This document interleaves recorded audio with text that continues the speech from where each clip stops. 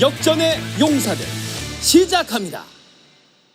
대한민국은 여전히 살아있다. 오늘 헌법재판소 제6차 심리를 보면서 여러분 그런 생각 혹시 해보셨습니까? 곽종건 사령관을 통해서 우리가 듣는 얘기, 저런 군인이라도 있으니까 대한민국 그래도 살아있는 것 아니냐. 윤석열 오늘 눈을 부라리면서 무슨 이야기 하느냐고 호통치듯이 누구를 향해, 바로 국민을 향해서 호통을 치듯이 본인은 절대 그렇게 시킨 적이 없다고 시치미를 뗐습니다. 오늘 저희들이 준비한 내용 여러 가지가 있습니다. 자, 오늘 헌법재판소 제6차 심리에 대해서 집중적으로 분석해 드릴 것이고요.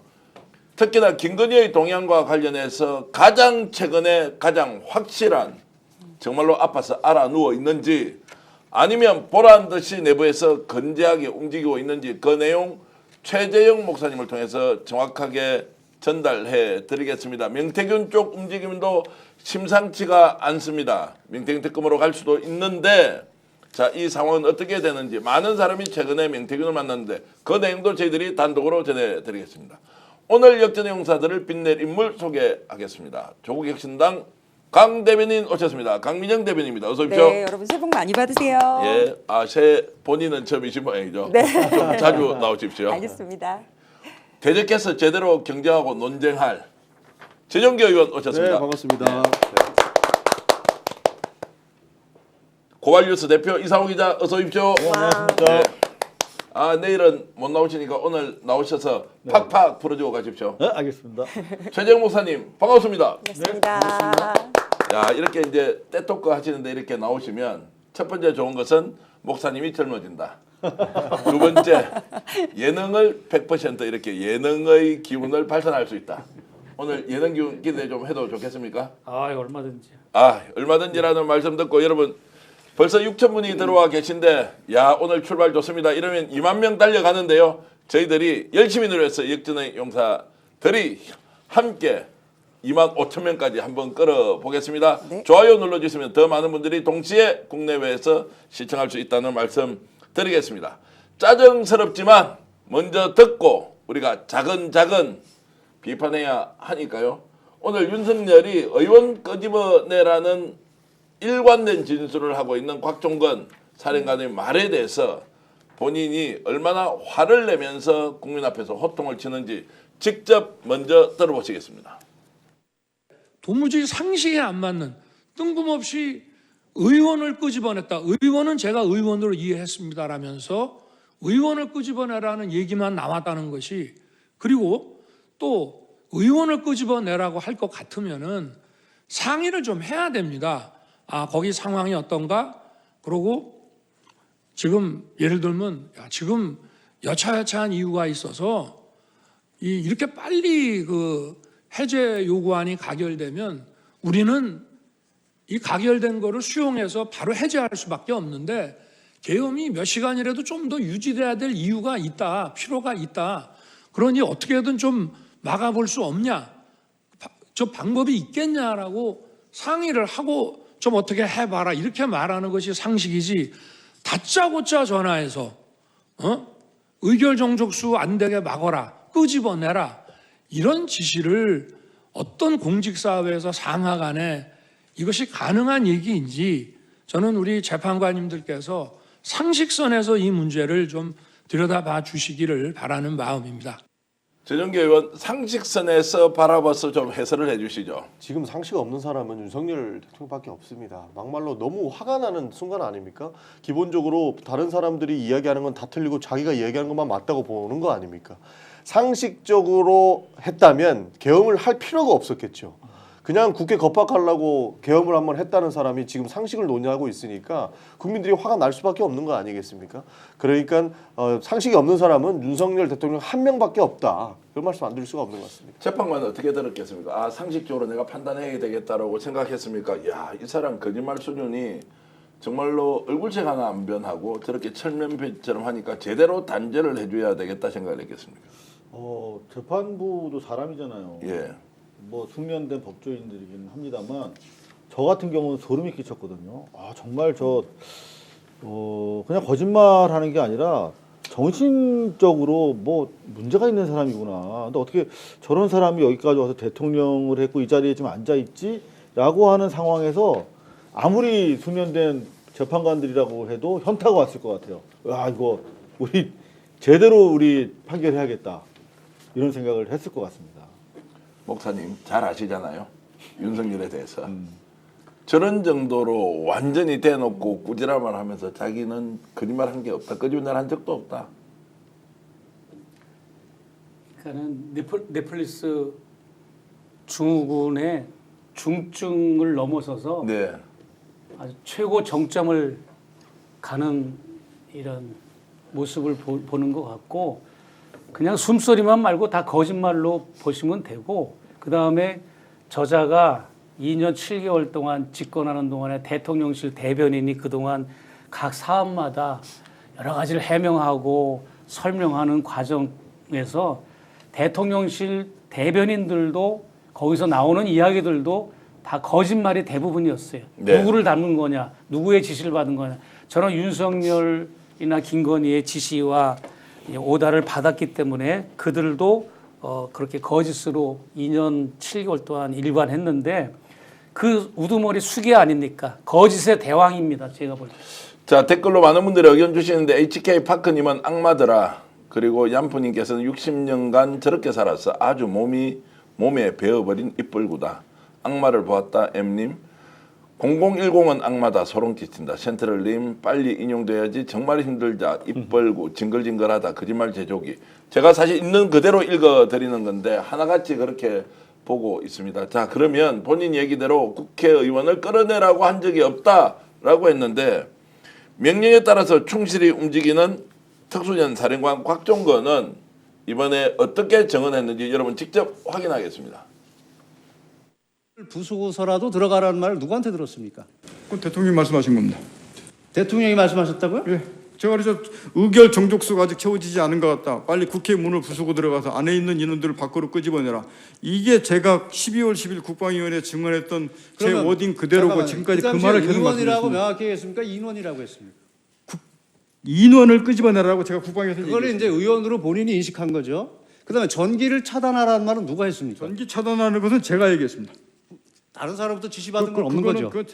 김용현 전 장관이나 대통령 얘기하신 게 아니고 그 상황에서 그 방법을 찾다 보니까 그럼 거기 지통 논의에서 야 그러면 전기를 차단하는 방법도 있냐 하는 논의 과정들이 얘기했던 들이 전파된 것이고 그것도 안 된다고 해서 멈춰서 끝난 겁니다.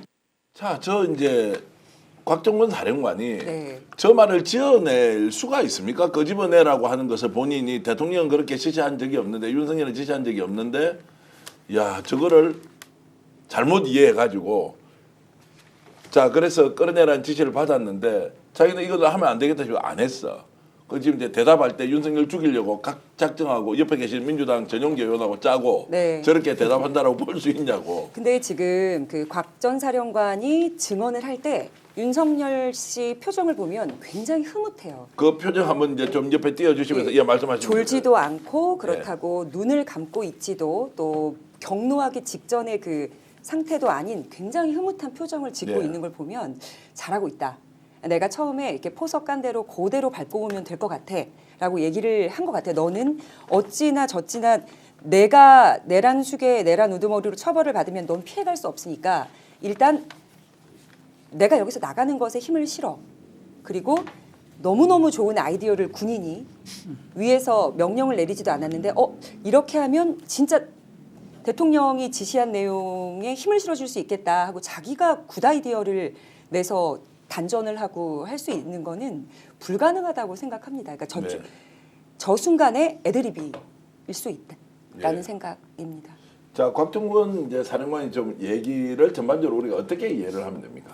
글쎄요, 저는 사실 곽종근 사령관은 민주당 측에서 국회 측에서 사실 요청한 증인이고 가장 일관되게 초지일관 자기 진술을 유지했다. 그리고 그 진술의 진리도 가장 높은 사람인데 역시나 오늘도 정말 우리가 알고 있는 기대대로 정확하게 발언을 해줬다. 근데 사실 대단히 끈질기게 유도신문을 통해서 반대 질문을 했죠. 특히 이제 의원이냐 요원이냐 네. 뭐 위원이냐 뭐 인원이냐 계속 이렇게 말 돌려가면서 그런데 일관되게 그 대상은 국회의원이었다라고 하는 대목 그리고 주변에다 같이 들었다라고도 했고요. 더구나 아무리 유도신문을 해도 150명 안 되게 막으라고 하는 취지의 지시를 받았다. 그리고 의결 정족수가 안 채워졌으니 데리고 나와라는 취지로 지시를 받았다라고 계속 보완 설명을 통해서 이 국회의원들을 끌어내기 위해서 윤석열로부터 지시받았다라고 하는 그 메시지를 아주 확실하게 재판관들한테 전달한 진술이었다 이렇게 평가합니다. 실제로 이게 민주당에서 짜고 야 너 다음에 잘 봐줄 테니까 야 이렇게 정언을 우리한테 유리하도록 해. 심지어는 공익제보도 뭔가 정책 목적을 가지고 공익제보 해줄 때 거짓말 시켜서 앞으로 더 큰 이득을 보겠다 이렇게 할 수가 있나요? 말도 안 되는 거죠. 그거 잘못했다 역풍 제대로 맞는 것이고 그렇게 해서도 안 되는 거죠. 사실상 그렇게 해달라고 이야기한다는 건 민주당이 국민들에게 사기친다는 것밖에 안 되는 겁니다. 그렇기 때문에 절대 불가능한 상황이고 심지어 그 민주당이 회유를 했다라고 주장하는데 회유할 게 뭐가 있습니까? 그냥 사실대로 이야기를 해라라는 정도가 회유라면 정말 말도 안 되는 일 아니겠습니까? 그리고 조금만 돌아가 보면 그런 것 같습니다. 지금까지 뭐 홍장원 1차장이라든지 그다음에 뭐 곽종근 전 사령관이라든지 이 사람들이 거짓말할 이유가 하나도 없습니다.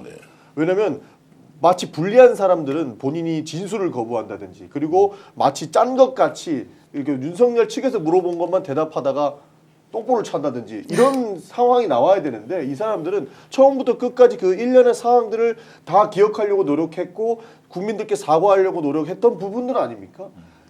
다 합쳐서 보면 거짓말할 이유가 없는 사람들과 거짓말을 할 수밖에 없는 사람들과 이 부류가 나눠지는데 곽정근 사령관 같은 경우에도 본인의 양심을 숨길 수 없기 때문에 국회에 나와서 진심으로 증언을 했던 것이고 그 관련된 내용들을 지속적으로 이야기를 해주고 있는 겁니다. 그러니까 충분히 더 사실로 볼 수 있는 것으로 볼 수 있죠. 다짜고짜 끄집어내라고 했던데 자 장군입니다. 네. 그러면은 이제 곽 장군 네.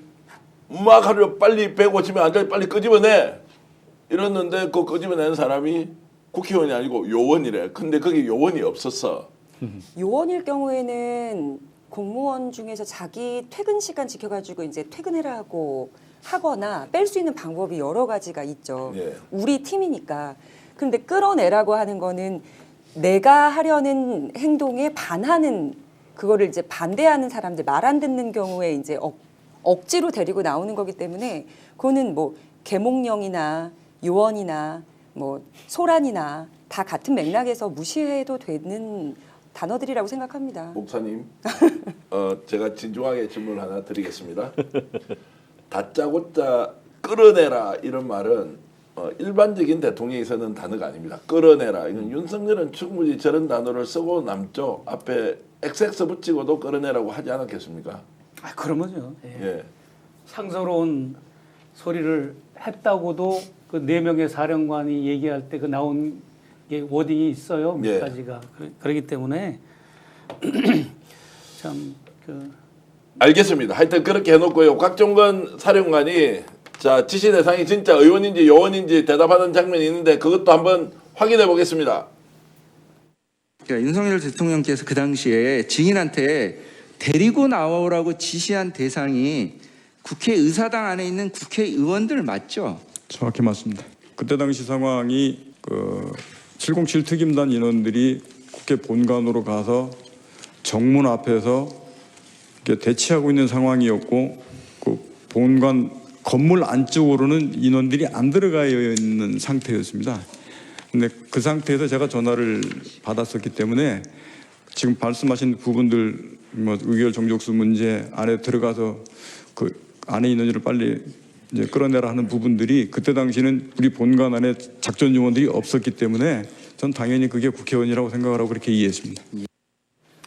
저 부분은 논쟁할 필요가 있습니까? 정말로 윤석열이 저렇게 얘기하면 논쟁을 해야 됩니까? 저 정도 진술을 하고 있는데. 논쟁할 필요도 없는 것이죠. 그러니까 왜 곽종근 사령관한테 전화해서 저 이야기를 했느냐라고 한다면 충분히 추측 가능한 것 같습니다. 특수부대지 않습니까? 특전사령관이라고 하는 거는 우리 옛날에 서울에 보면 영화에도 보면 가장 먼저 제거 대상이었어요. 왜냐하면 대한민국의 특전사들을 관장하는 부대이기 때문에 정말로 훈련된 임사들입니다. 네. 그래서 이 사람들을 통해서 제대로 된 그 우리가 야간 투시경을 끼고 있는 그런 인원들을 통제할 수 있는 최고 수장이기 때문에 저 사람한테 이야기를 했다라고 하는 것들은 실제로 끌어내려고 했던 의도가 있었겠죠. 뭐 예를 들어서 수방사령관한테 전화해서 끌어내라라고 했다면 거기는 일단 방어 임무고 기본 전에 야포를 관리하거나 해서 이것은 누가 봐도 방어의 목적이었다. 뭐 질서 유지 측면이 있었겠다라고도 할 수 있지만 우리가 생각했을 때 특전사를 동원해서 뭔가 움직이려고 했다. 그리고 707을 동원해서 뭔가 움직이려고 했다. 이거는 확실하게 몸싸움을 준비를 했다라고 볼 수 있는 것이고 충분히 곽종근 사령관 입장에서는 대통령이 갑자기 저 사람들 끄집어내라라고 이야기를 하니까 온갖 국무장을 다 하고 들어온 것 아닙니까? 이런 여러 가지 사안들을 비추어 봤을 때 더 이상 뭐 이렇게 말을 맞춰볼 필요도 없는 것이죠. 충분히 심증이 가는 상황이 됐다고 봅니다. 자, 주식이님께서 이렇게 글 주셨습니다. 더 이상 변론할 필요 없고 죄는 차고 넘치니 마흔역 재판관 임명돼서 2월 말 안에 파면 갑시다. 경찰들, 국민들, 공무원들 전 내란 수괴 때문에 세금 낭비, 인력 낭비 너무 아깝습니다. 이렇게 하셨고 롱카님께서는 정말로 저 밑에서 명령을 수행한 별들이 불쌍하다 이런 말씀 주셨는데요. 자, 지금 곽종건 사령관이 저렇게 정의롭게 진술하는 이유에 대한 실거도 있는데 여러분 한번 들어보십시오. 저렇게 살아있는 군인이 있어서 정말 다행이라는 생각 들 수 있는 영상입니다. 먼저 그 증인 지금 구속돼 있죠. 네, 그렇습니다. 기소돼 있고. 예, 기소되어 있고. 그렇습니다. 그런데 오늘 그 진술 거부권 행사를 한 번도 안 하시고 다 얘기를 하셨어요. 예, 오늘 이제 진술을 거부한다는 뭐 그런 얘기는 한 마디도 안 하시고 저 지금까지 진술 거부를 한 번도 안 하고 다 했습니다. 다 하셨고 또 자수서 내셨잖아요. 예, 자수도 냈습니다. 그 제출하신 이유가 뭔가요? 707이나 예, 여단장 지휘관들이 모든 상황이 다 처벌받는 소리가 저한테 막 계속 들어왔습니다. 그래서 제가 이거를 정말로 사실대로 제가 정확하게 얘기하지 않으면 문제가 정말 생기겠구나 라는 생각을 판단을 하게 됐고, 그리고 제가 자수서를 진실되게 써놔야 제가 이후에라도 제 기준점에 대해서 안 흔들릴 것 같았습니다. 자, 자신의 부하를 진짜 진심으로 걱정하고 자기가 기억하고 있는 내용을 자술서에서 정확하게 기록으로 남겨놓는 것이 기준점이 된다. 와, 저런 정말로 별 4개 아닙니까? 3개입니다. 세계. 자, 그러면 특수정 사령관이 네. 그래도 군인 정신으로 제대로 무장되어 있는 사람, 근데 감옥살이하고 있어요. 어떻게 보십니까, 대변인님? 제가 지금 곽 전 사령관에 대해서 비판할 마음은 정말 추호도 예. 없습니다. 그리고 윤석열 내란 우두머리가 이상민 전 행안부 장관에게 단전 단수를 직접 지시했다는 내용의 기사들도 지금 다 알고 있는 상황인데, 만약에 그렇다면 저의 아까 말씀은 의혹이었거든요. 네. 단전 단수 지시한 게 명확한데 지금 우리 곽 전 사령관 같은 경우는 그런 지시를 받은 적이 없고 혼자 이행했다라고 하거든요. 그러면 이 부분은 윤석열이 정말 말하지 않았고, 그러면 내가 이걸 이행하지 않은 것, 그 얘기를 듣지 않았다고 헌재에 와서 증언하는 것은 윤석열의 마음에 정말 쏙 드는 부분일 수 있겠다라는 네, 주장이었어요. 네, 네. 그런데 이분의 지금 성정은 물론 부담도 굉장히 많고 또 나도 처벌받을 위험이 크지만 나의 부하들은 보호해야 되겠다는 그 일념 하나로 지금 증언하시는 거 아닙니까? 명예를 지키기 위해서. 네. 그래서 전반적으로 신빙성을 가지고 봐야 되는 말, 그리고 홍장원 1차장과 그리고 지금 곽 전 사령관의 경우에는 지켜줄 필요가 있다라는 생각에는 변함이 없습니다. 예. 부하들을 지키고 자기 소신을 지키고 명예를 회복하겠다라는 그 신념에는 저도 동의합니다. 자, 이제 정확하게 저도 이해했습니다. 사실관계에 대해서는 좀 따져봐야 된다는 맞습니다. 것이고, 네. 기본 이제 방향은 정말로 옳은 군인 정신의 인물이다. 지금 어떤 식으로든 이 사람에 대해서는 사면해주자, 탄원서 써주자, 선처해야 한다 이런 댓글들이 여론이 굉장히 많습니다. 왜냐하면 만들어지죠. 지금 이 상황에서 윤석열 다 편을 들어가지고 거짓말을 지키고 그게 아니었습니다라고 해버리는 순간 네. 국민들이 지금 알고 있는 것을 누군가 확인을 시켜줘야 하는데 곽 사령관 같은 경우에는 확인을 정확하게 시켜준다. 국회의원을 끌어내라고 했다. 그리고 본인도 아까 정확하게 맞습니다라고 맞습니다가 아니고 정확하게 맞습니다라고 한단 말이에요. 근데 저는 예. 정말 우리나라 국방력이 정말 세계 그 이제 손을 꼽을 정도로 강해진 것이 국방 산업뿐만이 아니라 군인 정신이 정말 훌륭하구나. 이 윗물이 맑아서 아랫물도 맑듯이 지금 그 우리 저 곽사령관이 저렇게 진술하게 된 계기는 자기 때문에 많은 그 부하들이 처벌받게 되는 것 때문에 네. 내가 사실을 밝혀야겠다라고 결심했다고 하거든요. 그런데 중요한 거는 사실은 저는 오늘 눈여겨본 건 김현태 단장이었어요. 저는. 네. 왜냐하면 김현태 대령 같은 경우는 707 특임대 단장 윤석열 측에서 요청한 증인이었거든요. 그래서 김현태 단장이 진실을 밝히는 건 2배 더 중요한 대목인데 김현태 단장 또한 자기 때문에 지시를 받고 수행한 자기 부하들이 지금 감옥에 가게 생겼으니까 이분 역시 내가 진실을 말함으로써 내가 처벌받고 최대한 우리 부하들을 살리겠다라고 하는 그 곽 장군의 생각을 가지고 또 참여한 게 이제 김현태 대령이거든요. 실제로 이분이 대단히 중요한 거 3가지 팩트를 밝혔어요. 봉쇄 지시 받았다. 이 질서유지가 아니다. 그리고 실탄 가지고 있었는데 총기 사용할 가능성 때문에 가져간 것이다. 따로 뭐 실탄도 뭐 안 줬다고 거짓말하고 있는데 실탄 실제로 가져갔고 사용할 가능성을 가지고 우리가 가져간 것이다. 그리고 마지막으로 끌어내라고 했던 부분도 인정을 했어요. 근데 이게 일부 언론에서는 최초에는 부인했거든요. 끌어내라고 했다는 말 내가 정확하지 않다라고 했는데 검찰에 그렇게 진술하지 않았냐 그랬더니 그럼 내가 끌어내라고 했다라고 함으로써 검찰의 진술을 다시 한번 확인해 줌으로써 이 3가지 중요한 팩트를 윤석열 측이 요청한 증인이 확인해 줌으로써 상당히 의미가 있었다. 그렇죠. 윤석열이 시간을 끌었던 이유가 결국에 이것도 있는 거죠. 왜냐하면 한두 달 지나고 나면 그때 기억이 정확하게 나지 않을 겁니다. 네. 그러나 검찰 조사는 기본적으로 일찍 일어났기 때문에 그때 생각했던 내용들이 맞다라고 증언을 했던 것이고 그 내용이 오늘 헌법재판소에서 다시 한번 나온 거죠. 저는 이분들이 그 김용현 이런 사람들이랑 좀 다르다고 보는 게 뒤에 빠져가지고 막 지시만 해가지고 했던 주요 임무 종사자들보다 훨씬 더 본인은 중압감이 들었을 겁니다. 그렇죠. 왜냐하면 707 김현태 단장이라든지 뭐 곽종근 사령관이라든지 자기가 함께 동고동락했고 정말 죽을 고비를 넘기면서 훈련을 시켰던 그 부대원들이 실제 국회 본관까지 들어갔고 실제 유리창을 깨고 들어갔던 그 인원들인 거예요.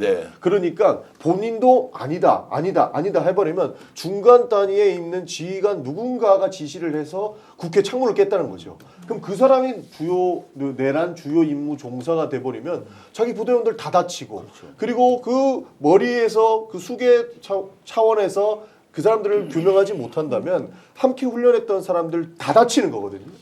그러다 보니 엄청 부담감을 느꼈을 겁니다. 자, 이제 김현태 그 지금 특임단장과 또 곽종건 사령관에 대한 평가가 좀 엇갈리긴 한데 김현태 특임단장이 과거에 했던 발언과 오늘 또 발언했던 내용 비교한 영상이 있는데 여러분 보시면서 판단 좀 이어가 보겠습니다. 국회의원들이 모이고 있단다. 뭐 150명을 넘으면 안 된단다. 막아라. 안 되면 들어가서 끌어낼 수 있겠냐. 뭐 이런 뉘앙스였습니다. 150 넘으면 안 되는데 들어갈 수 없겠냐. 거기에는 끌어내라와 국회의원 단어는 없었습니다. 없었어요. 인원을 포박할 수도 있으니 케이블 타이 이런 것들을 원래 휴대하는 거지만 잘 챙기라고 다시 한번 강조했었습니다.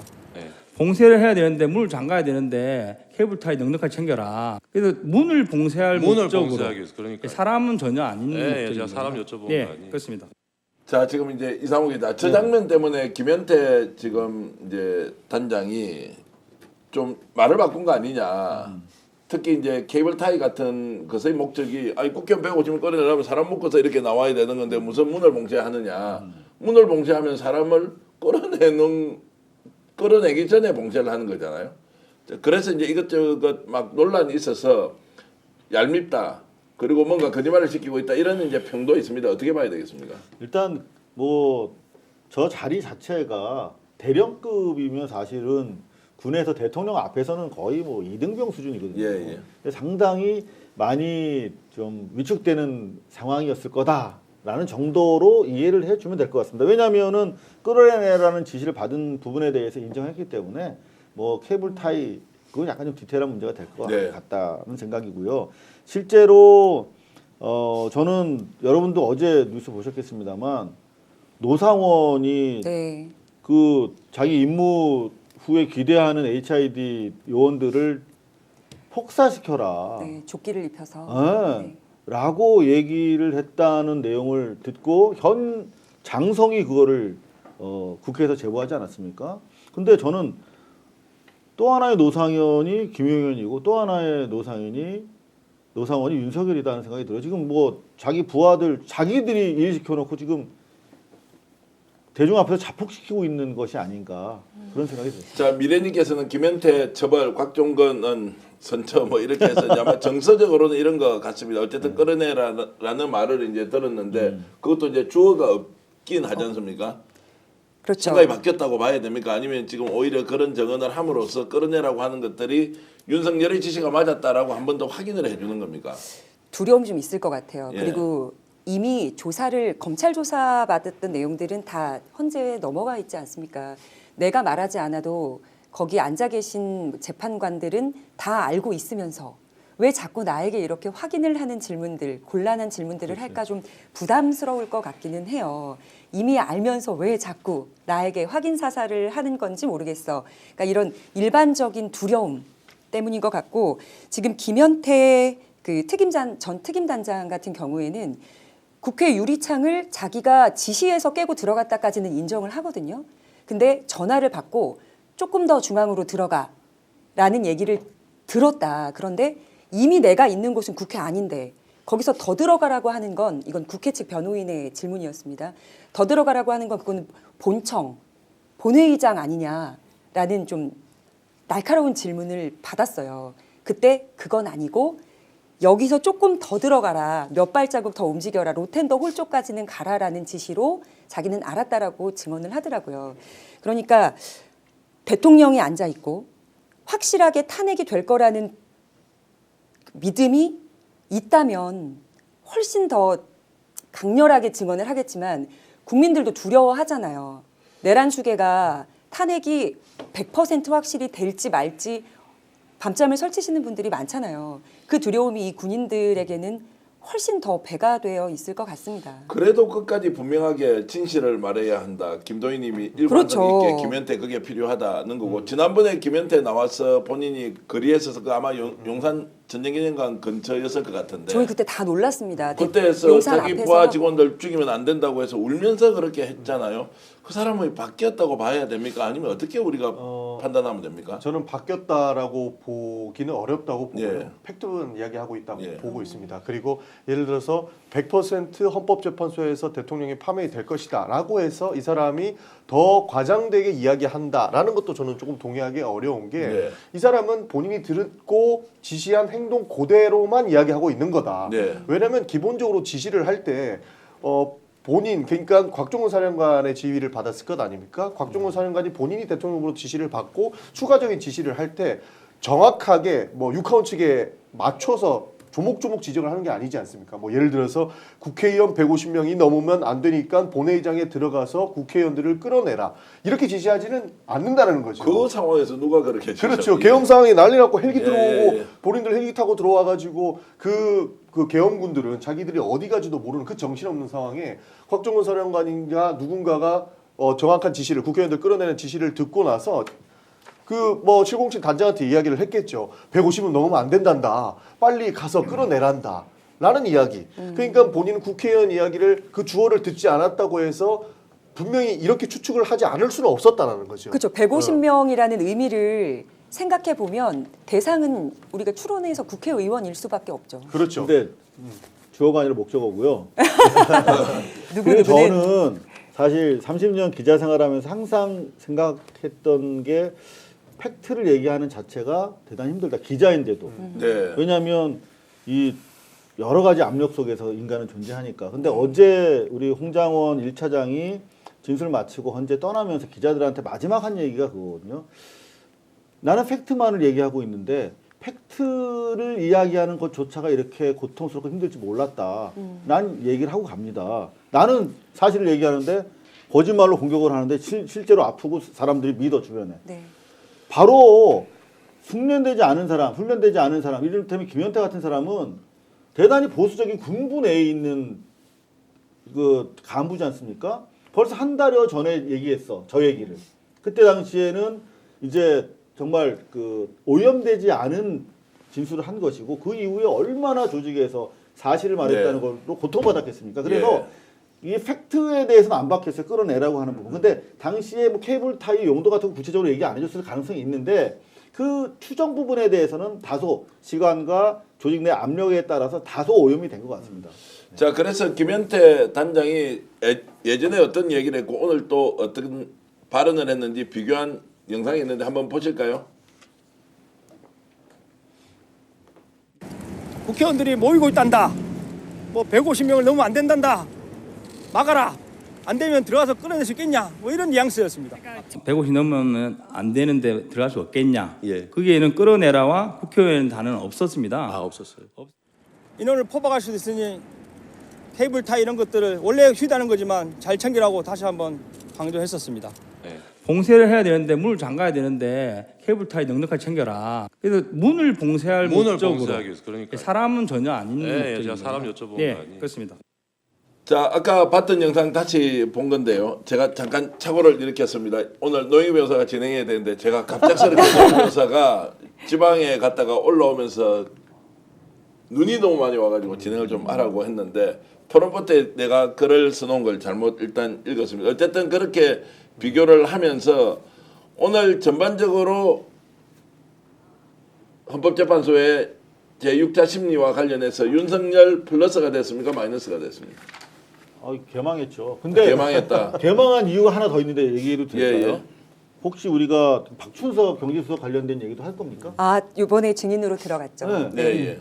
요거 사실은 오늘 헌재의 포인트야. 이거는 완전. 예. 뭐냐면 박춘석 경제수석을 윤석열 측에서 부른 이유가 뭐냐면 지난번 12월 12일 날 대국민 네. 담화에서 내가 이거 쿠데타 할 수밖에 없었던 거는 야당이 진짜 예산을. 미래 성장 동력이 되는 예산 깎고 그래가지고 어쩔 수 없이 야당 혼내주려고 했다 이거 아닙니까? 맞습니다. 그 얘기로 든 게 대왕거래였어. 맞습니다. 대왕거래였어. 근데 오늘도 이제 그 질문을 받으려고 온 거야. 그렇죠. 박준섭이가. 그래서 대왕고래는 진짜 우리 미래 성장 동력인데 쟤네가 깎아서 발목 잡혔다. 그 얘기를 하려고 왔고 실제 왔는데 와서 그 얘기를 했어. 맞습니다. 근데 바로 그 시각에 산업부에서 대왕고래 그거 나가리 됐습니다. 한 번 맞습니다. 구멍 뚫었는데 똥 됐습니다라고 함으로써 그 박춘섭이 부른 그 효과가 완전 개박살이 났죠. 타이밍 절묘하죠. 네, 타이밍.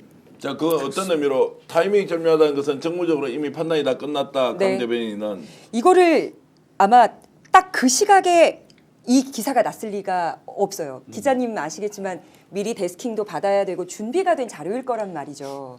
그런데 헌재에 이분이 박수석이 증인으로 출석한다는 사실이 알려지고 가 있는데 기사가 다다다다다닥 떴다는 그거는 거예요. 약간 그 팩트를 추가해서 말씀 네네. 올리면 그 시점에 산자부 고위 관계자 기자가 간담회란 거예요. 네. 세상에. 그래서 그거를 풀한 거예요. 그러니까 용산의 산자부에 대한 지배력이 이제는 완전히 소실된 거고 네. 이 정권 하에서 자기들이 이거 계속 갔다가는 더 크게 문책당할 것 같으니까 구멍 하나 판 상태에서 손을 들어버린 거죠. 윤석열 정권 이제 끝났다라고 산자부 고위 공무원들이 판단한 거죠. 그러니까 맞아 대국민 사기 프로젝트인 게 자, 확실하게 국민 여러분께 나왔죠. 잠깐 말씀드리면 네. 이제 대왕고개 프로젝트 윤석열 갑자기 궁지에 몰려가지고 막 나와가지고 우리나라가 뭐 산유국이 되었다, 포항 앞바다가 듀바이가 됐다 이런 이야기 했던 거요. 지금 몇 개월 지났습니까? 한 6개월 6월에 했죠. 작년 예. 6월이었죠. 예, 그러면 네. 6개월 정도 이제 지났는데 그게 꽝 됐습니다. 오늘 산자부가 그렇게 발표를 했는데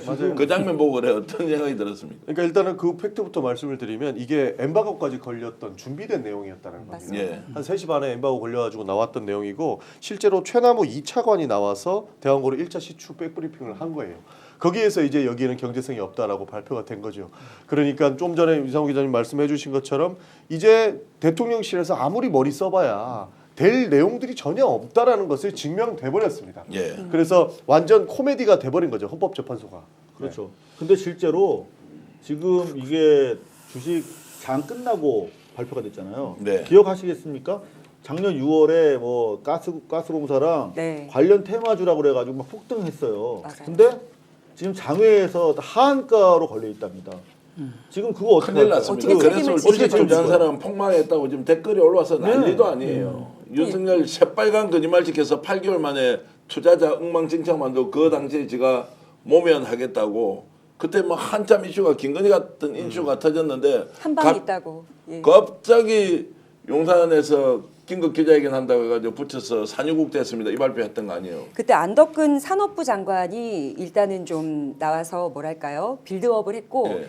내가 나가서 이 중대한 발표에 열매를 다 따먹겠다 하면서 윤석열 씨가 나와서 발표를 직접 한 내용이에요. 자기가 직접 그때 삼성전자 시가총액 5배에 달하는 우리가 수익을 올릴 수 있을 거라고 진짜 자기네들끼리 뭔가 뭐라 그래 북치고 장구치고 혼자 막 분위기를 띄웠는데 이렇게 얘기할 거예요. 우리는 1차 시추곡만 뚫었다.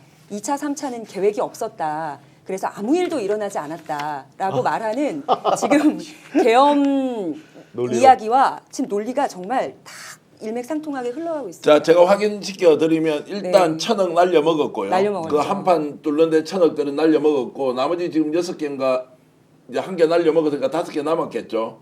이것도 지금 안 한다는 거예요. 안 하죠.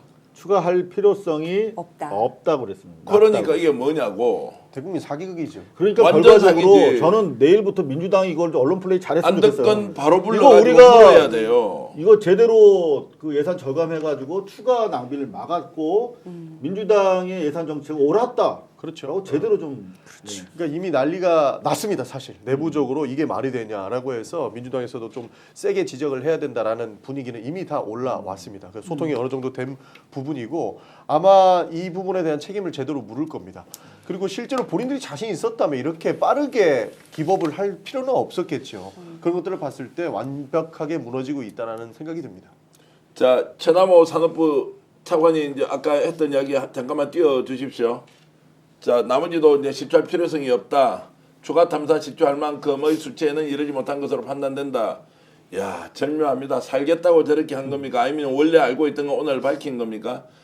지금 우리 방송 보고 계신 분이 국내외 15,000분이 넘었습니다. 여러분 진심으로 감사드리고요. 슈퍼챗 보내주시는 분들도 여러분 계셨습니다. 크립토볼님 보내주셨고요. 닭개미야님도 보내주셨고 김병철님께서도 대왕 고래 프로젝트는 윤석열 수술한다는 뜻일 것이다. 뭐 이런 이야기를 지금 정말로 비아냥거리면서 올려주셨는데 1,000억 날려먹었는데요. 지금은 그 1,000억 날려먹은 거 분노를 하면서도 반드시 책임을 물어야 한다. 그 관련자 한 사람 한 사람을 불러서 왜 그런 일이 벌어졌는지 아마 오늘 이게 보도가 될 걸 알았는지 그 당시에 나와서 설명했던 회사 이름도 지오죠. 여기서 지오 액트가 울릉도에는 더 많은 지금 매장 유전이 있다고 발표까지 2차 계엄처럼 2차 사기가 진행 중입니다. 와, 그런데 오늘 산자부에서는 아니다라고 했다는 거 여러분 아시고요. 오늘 달려갈 길이 좀 멉니다. 더 달려가겠는데요.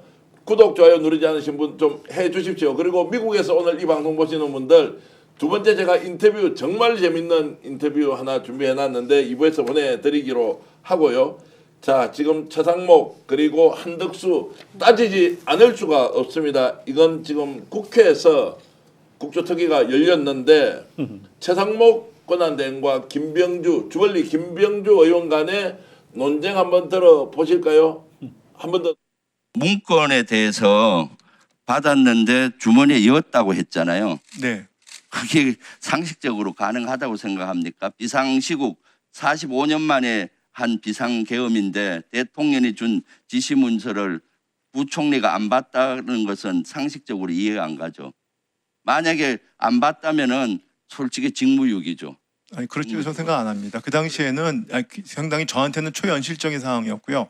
그 다음에 초현실적인 상황이기 때문에 네, 그렇습니다. 그리고 그 무슨 당시에는 지시를 했는지 봤을 거 그럼 그걸 누구한테 줬습니까? 아니 전 내용을 보지 못했고 쪽지 형태로 받았기 때문에 저희 그걸 누구한테 줬? 저희 간부한테 가지고 있으라고 줬다고 합니다. 어느 간부한테? 저희 기획재정부 차관보입니다. 그럼 그걸 언제 다시 받았어요? 그게 저는 그리고 나서 한동안 그걸 인지하지 못하고 있다가요. 1시 50분쯤 1급 회의 끝날 때쯤에 저희 차관보가 저한테 리마인드 시켜줬습니다.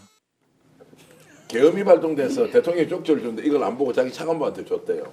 이걸 믿으라고 하면 믿어주는 게 맞습니까? 내용도 내용이지만 그 정식 문건입니다. 서류 적어도 크기가 A4 용지 정도 되는 문건인데 그걸 자꾸 쪽지라고 축소해서 자꾸 표현을 하는 것 자체가 일단은 본질을 호도하려고 하는 왜곡하려고 하는 그 저희가 보이고 그 다음에 이미 저기 지적하신 김병주 의원도 말을 했지만 어떻게 대통령이 건네주는 문서를 부총리가 또 엄중한 상황에서 전해준 거 아닙니까? 일상의 상태에서 전해준 것도 아니고 이 비상계엄의 상황에서 전해준 거면 부들부들 떨고 그냥 눈이 뚫어져라 봤을 것 같아요. 정상적인 사람이라면 그거를 안 보고 주머니에 넣니 뭐 이게 말이 안 되는 궤변을 눈빛만 보면 알아요. 거짓말인지.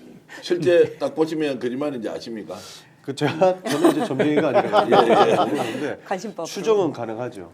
거짓말을 하고 있구나라는 생각이 가능한 거고 늘 이런 식이었던 것 같아요. 우리 목사님 정확하게 말씀 주셨는데 이건 쪽지가 아니고 정확한 문건입니다. 그렇죠. 그리고 타이핑까지 쳐가지고 줬다는 거 아닙니까? 근데 대통령이 계엄을 선포합니다. 본인은 반대했다고 얘기했기 때문에 이 현실을 누구보다 잘 알고 있었을 거예요. 왜냐하면 국민들보다 한두 시간, 1시간 정도는 먼저 알았지 않겠습니까? 그래서 그 발표한 이후에 쪽지를 줬는데 그거를 보지도 않고 그냥 주머니에 넣었다. 어떻게든 빠져나가려고 하는 모습들인 거예요. 그러니까 저희가 지적을 하는 거예요. 핵심에서 제일 중요한 게 이제 의회를 대신할 수 있는 비상대책 기구에 관한 그런 내용이 들어갔기 때문에 이게 얼마나 시한폭탄처럼 위력이 있는 사안인 거를 본인이 알기 때문에 계속 저렇게 거짓으로 일관하는 거죠. 그 내용이 이제 입법기구를 만들라고 한 것이 명백하게 위헌이기도 하고 위법하니까. 그렇습니다. 아니까 못 봤다고 끝까지 버텨야 되는 것이고. 봤어도 못 봤어야만 해요. 지가 살라면. 그렇죠. 네, 정말 처연합니다. 살자고 하는 그대로 적으셨네요. 정말 처연한데 이렇게 접었다는 거예요. 근데 이거를 또 더구나 양복 뒷주머니에 넣었대. 아이고. 제가 여러 차례 시도해봤는데 저는 안 되더라고요. 대통령이 준 문건을 그렇게 접어가지고 양복 뒷주머니에 넣을 수 있는 사람이 도대체 몇 명이나 되겠습니까? 그런데 중요한 게 저 처연한 그 생존의 진짜 몸짓이 쪽지로 남았으면 얼마나 좋았겠어요. 근데 최소한 8장이 작성돼서 최소 8개 부처장한테 전달이 된 게 드러나 버렸어. 더 안 봤어야 되는 거야. 그러니까 아마 자기도 하기 어려운 연기를 검찰에 제출했는데 접은 흔적도 없다. 그래서 지금 증언한 것들이 다 거짓이 돼버렸다. 그래서 오늘 밤에 검찰이 접을지 모른다는 얘기가 있어요. 그래서. 자, 그래서 이걸 이제 스스로 초현실적 상황이어서 이것을 읽어볼 수가 없었고 그냥 차관보라고 이제 오늘 구체적으로는 이제 얘기했더라고요. 하여튼 자, 뭐 보좌진 이런 표현을 안 썼는데 스스로 초현실적 상황이었다라고 이제 이렇게 했는데 제가 보기에는 저분이 초현실적이에요 지금. 맞아요. 국민들한테 설명을 할 수 없어. 근데 저는 자꾸 왜 이렇게 실패하는 계획들을 반복하는지 모르겠어요. 목사님 나와 계시지만 KBS 박장범 파우치박이라고 이렇게 멸칭도 붙었고 그 자가 조만한 파우치라고 디올백에 대한 언급을 명칭을 바꾸지 않습니까? 그래서 이 문건도 그냥 쪽지로 대체해서 어떻게 프레임 싸움에서 가보려고 하는 것 같아요. 근데 둘 다 실패한다.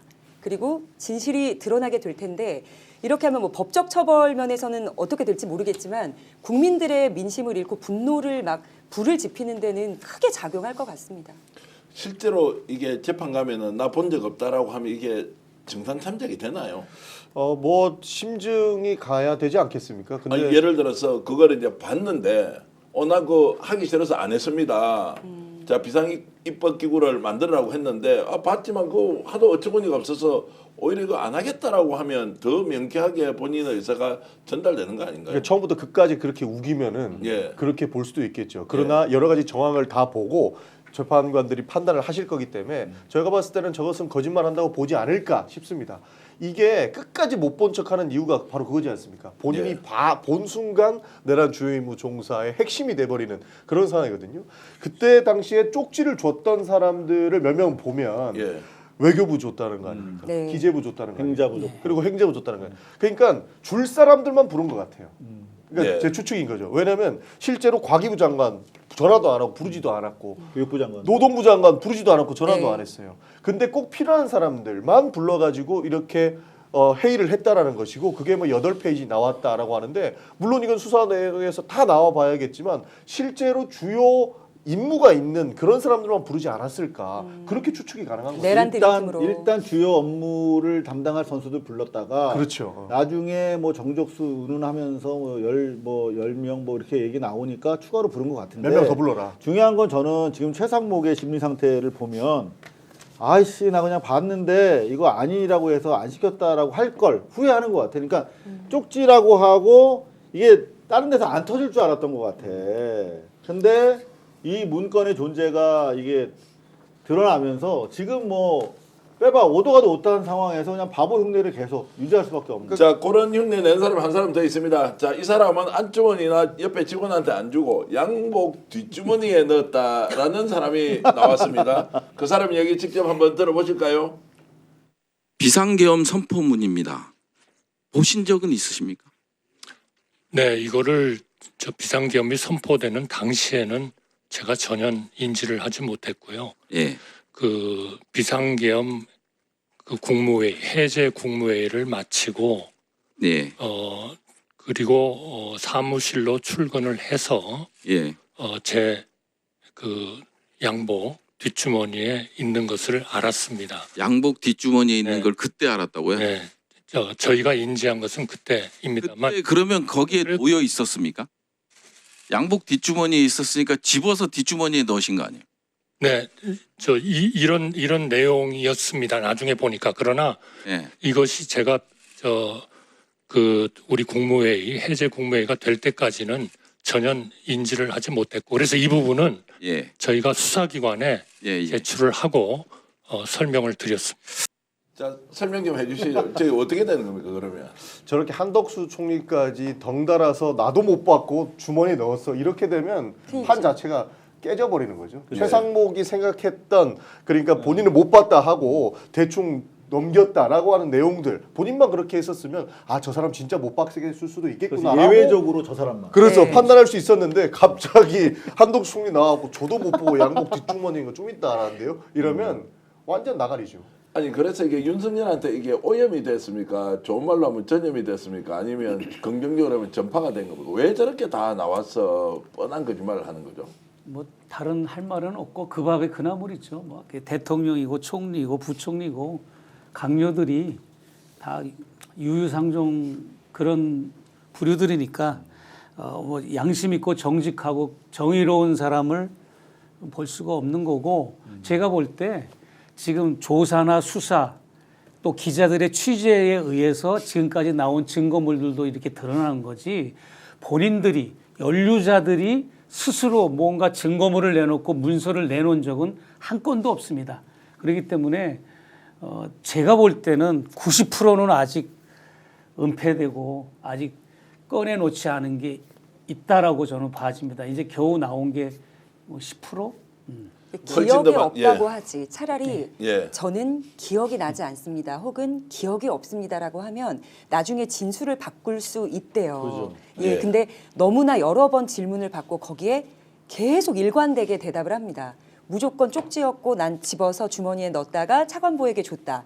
이게 지금 여러 차례 반복된 대답을 하고 있기 때문에 다시 그 구렁텅이에서 빠져나오기가 조금 힘들 것 같아요. 근데 다른 것도 있어. 그러니까 네. 이게 최상목만 예외적이고 초현실적으로 그냥 받아서 줬다고 해도 믿기 어려운데 동일한 수준의 초현실적인 현상이 또 한덕수한테도 일어나니까 아이 새끼들이 그냥 집단적으로 거짓말하는구나 이렇게 됐는데 사실 최상목 자신이 다른 케이스에서도 또 이상한 말을 해요. 그러니까 지금 뭐 기사가 별로 안 뜨던데 비화폰도 물어봤거든. 아 맞습니다. 최상목 부총리 비화폰도 가지고 있습니까? 그랬더니 똑같은 얘기를 해요. 초현실적으로.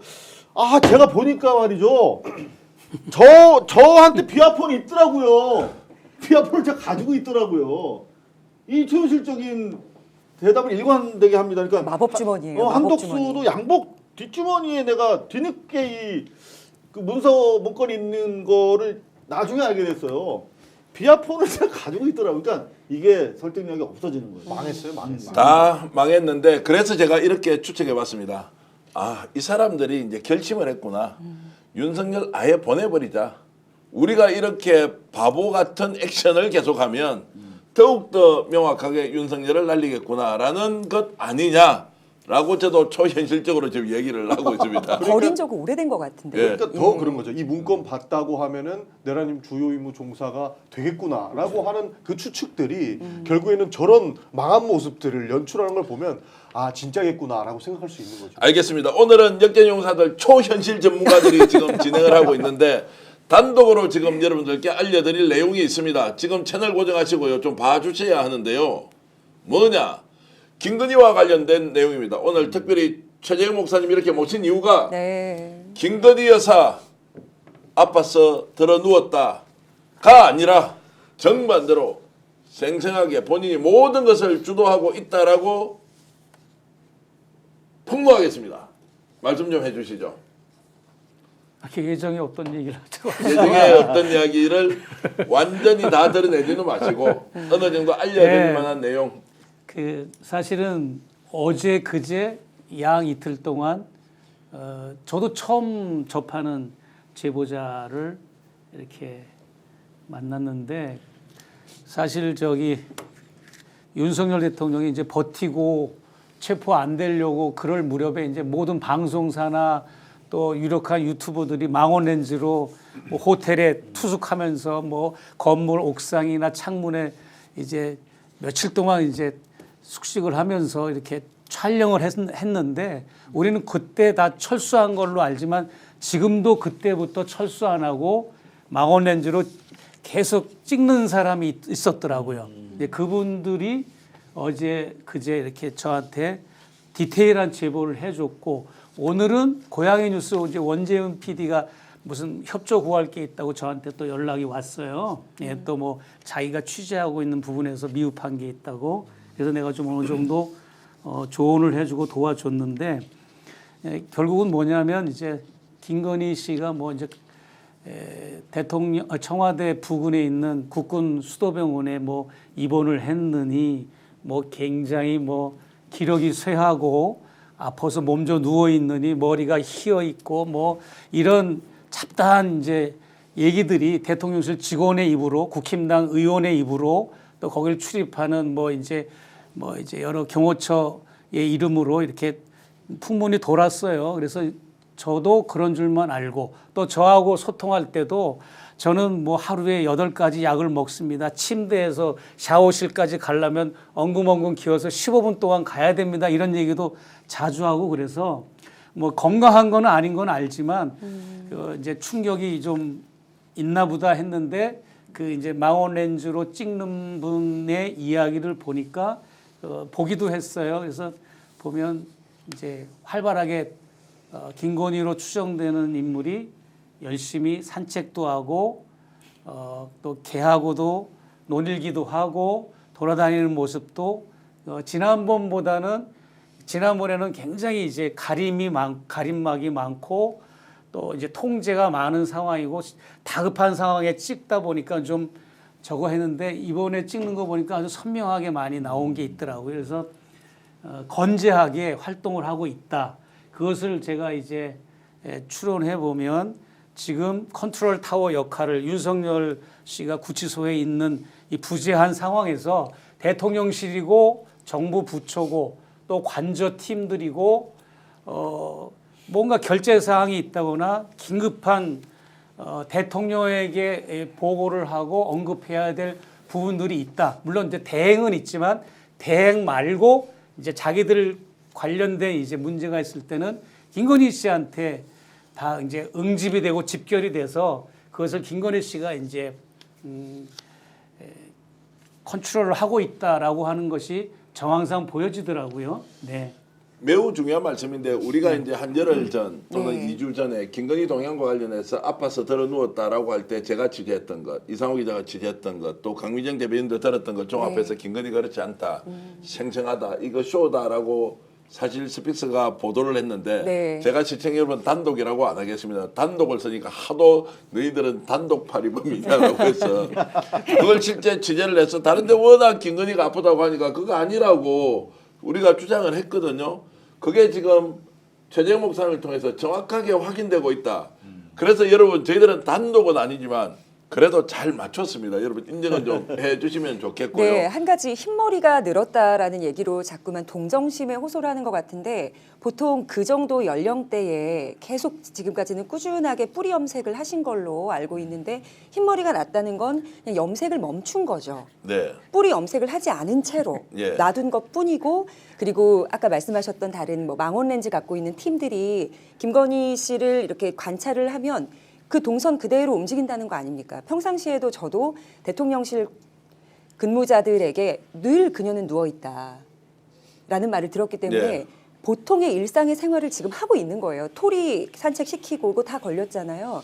그리고 디올백 사건 터졌을 때 5개월 정도는 이제 두문불출하고 있었던 것 같은데 그때보다는 건강하지 않을까라는 생각합니다. 지금 이제 이런 거죠.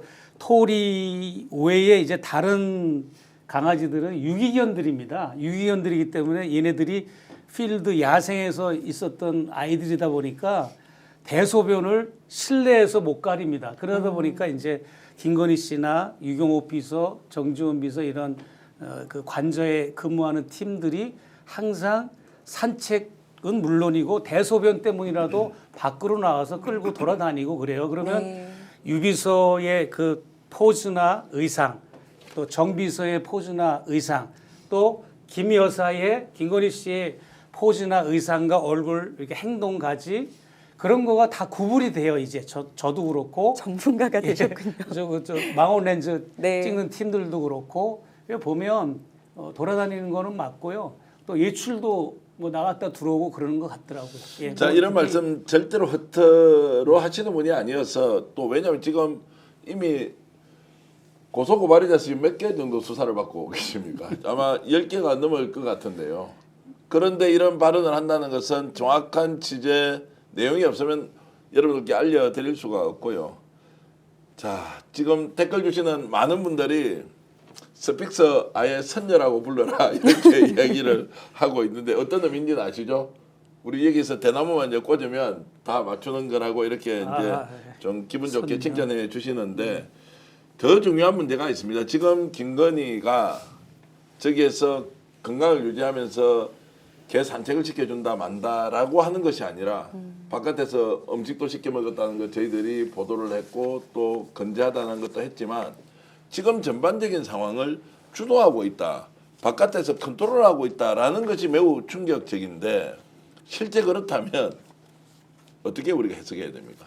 뭐 일단 해석할 거리는 없을 것 같습니다. 왜냐하면 그녀가 원래 주도했다라는 이야기들이 굉장히 많았고 뭐 어떻게 보도에도 나온 것 같은데 대통령이 현직에 계속 있을 때 그러니까 지금처럼 직무 정지가 안 됐을 때도 나한테 보고한 내용을 우리 와이프한테도 해줘라라는 식의 내용들을 제가 봤었거든요.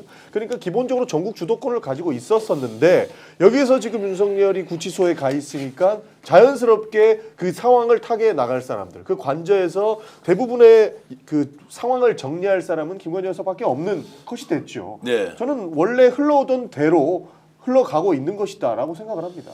자, 바뀐 것이 없지만 우리가 충격을 내성이 생겨서 느끼지 못할 수도 있다. 김건희는 여전히 살아있고 지배하고 있다. 이런 말씀을 네. 꼭 좀 드려야 할 것 같고요. 그래서 김건희 특검이 아니라 지금 바로 명태균 특검으로 가야 한다라고 지금 이제 나오고 있지 않습니까? 맞습니다. 지금 명태균 씨가 대화를 나눴던 단톡방에 윤석열 대통령이라는 이름이 발견이 됐다는 거 아니겠습니까?